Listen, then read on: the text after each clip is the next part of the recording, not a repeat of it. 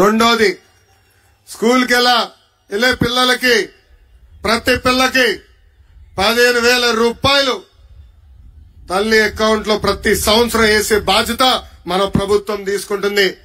ప్రతి రైతుకి అండగా నిలబడడానికి 20,000 రూపాయలు రైతులు కూడా మన ప్రభుత్వం ఇస్తుంది. ఇంకా ప్రతి ఇంటికి ప్రతి సంవత్సరం ఉచితంగా 3 గ్యాస్ సిలిండర్లు ఉచితంగా మనం ఇస్తాము. ఇంకా 18 సంవత్సరాల నుంచి 59 సంవత్సరాలు నిండిన మహిళలకి ప్రతి నెల 1,500 రూపాయలు మన ప్రభుత్వం ఇవ్వబోతుంది. అంటే సంవత్సరానికి 18,000 రూపాయలు, 5 సంవత్సరాల్లో 90,000 రూపాయలు మన ప్రభుత్వం మీకు ఇవ్వబోతుంది.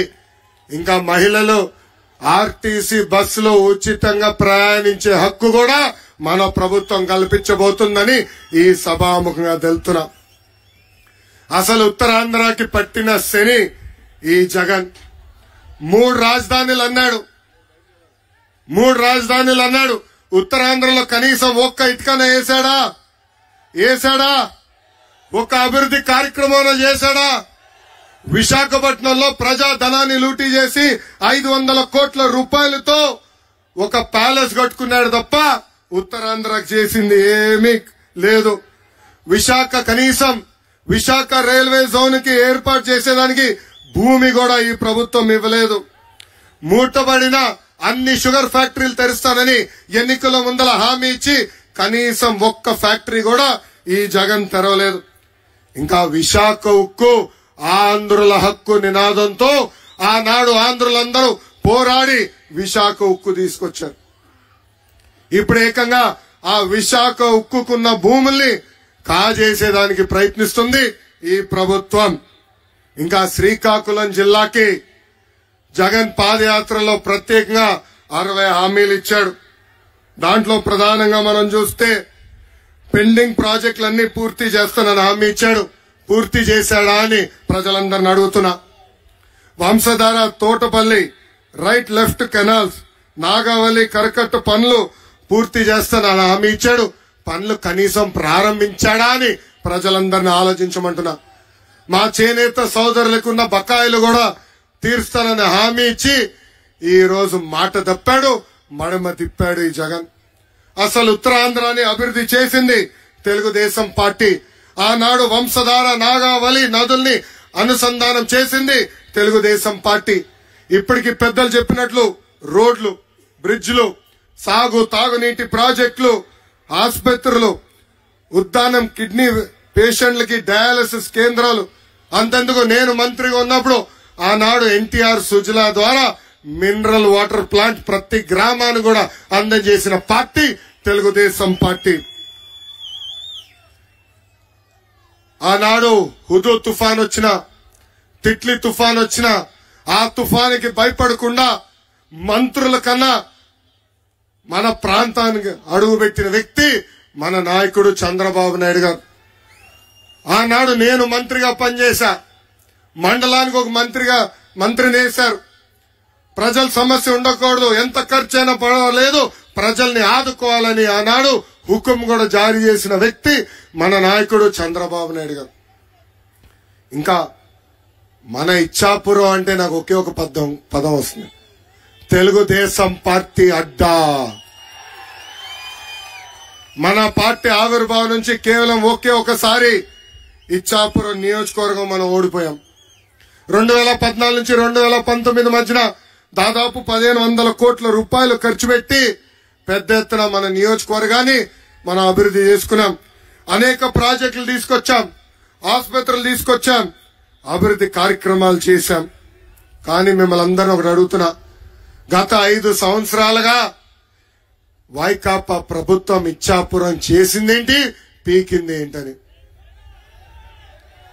ఆనాడు జగన్ పాదయాత్ర చేస్తూ ఇచ్చాపురానికి అనేక హామీలు ఇచ్చారు. ఏకంగా కోకోనట్ పార్క్ ఏర్పాటు చేస్తా అన్నాడు, చేశాడా అని ప్రజలందరిని అడుగుతున్నా. బిల్లబట్టి ప్రాజెక్ట్ మోడర్నైజేషన్ వర్కులు చేస్తా అన్నాడు, చేశాడా అని ప్రజలు అడుగుతున్నా. మహేంద్ర తనయ బహుదు నదులకి సంబంధించిన ఛానల్ వర్క్లు కూడా రిపేర్ చేస్తానన్నాడు. చేశాడా అని ప్రజలందరినీ ఒక్కసారి ఆలోచించమంటున్నా. 2 నెలలు ఓపిక పట్టండి, మళ్ళీ మన తెలుగుదేశం ప్రభుత్వం వస్తుంది. మన ప్రభుత్వం అధికారంలోకి వచ్చిన వెంటనే పెద్దలు కోరినట్టు వంశధార బహుద నదుల్ని అనుసంధానం చేస్తాం. సాగు నీరు అందించే బాధ్యత మేము తీసుకుంటాం. పెండింగ్ లో ఉన్న అన్ని ఇరిగేషన్ ప్రాజెక్టులు యుద్ధ ప్రాతిపదికంగా పూర్తి చేస్తాం. ఇంకా జీడిపిక్క రైతులు ఎదుర్కొంటున్న సమస్యలు నేను నేరుగా తెలుసుకున్నా. జీడిపప్పు పరిశ్రమ కూడా సంక్షోభంలో ఉంది. జీడిపిక్క రైతులకి గిట్టుబాటు ధర అందించే బాధ్యత తీసుకుంటాం. ఫ్యాక్టరీలు కూడా ఆదుకునే బాధ్యత మేము తీసుకుంటామని ఈ సభాముఖంగా హామీ ఇస్తున్నా. ఇంకా కొబ్బరి రైతులు కార్మికులను కూడా ఆదుకుంటాం. ఇంకా మత్స్యకారులు ఎదుర్కొంటున్న సమస్యలు కూడా తెలుసుకున్నా. తెలుగుదేశం ప్రభుత్వ అధికారంలో ఉన్నప్పుడు సబ్సిడీ ద్వారా వలలు ఇచ్చాం, బోట్లు అందజేశాం, ఐస్ బాక్స్ కూడా ఇచ్చాం. ఆనాడు వేత నిషేధ సమయంలో కూడా పెన్షన్ ఇచ్చిన ప్రభుత్వం తెలుగుదేశం ప్రభుత్వం. 2 నెలలు ఓపిక పట్టండి, ఆపేసిన సంక్షేమ కార్యక్రమాలు తిరిగి మీకు అందజేసే బాధ్యత కూడా మేము తీసుకుంటామని ఈ సభాముఖంగా మత్స్యకారులు కూడా నేను హామీ ఇస్తున్నా. తెలుగుదేశం పార్టీ బలం, తెలుగుదేశం పార్టీ కార్యకర్తలు. ఎంతో మంది నాయకుల్ని, కార్యకర్తల్ని, మంత్రుల్ని ఉప ముఖ్యమంత్రి చేసిన ఘనత ఒక తెలుగుదేశం పార్టీకి దక్కుతుంది. అన్న ఎన్టీఆర్ ఏ ముహూర్తంలో తెలుగుదేశం పార్టీ ప్రారంభించారో నాకు తెలియదు కానీ ఆ పసుపు జెండా చూస్తేనే మనకు ఒక నూతన ఉత్సాహం.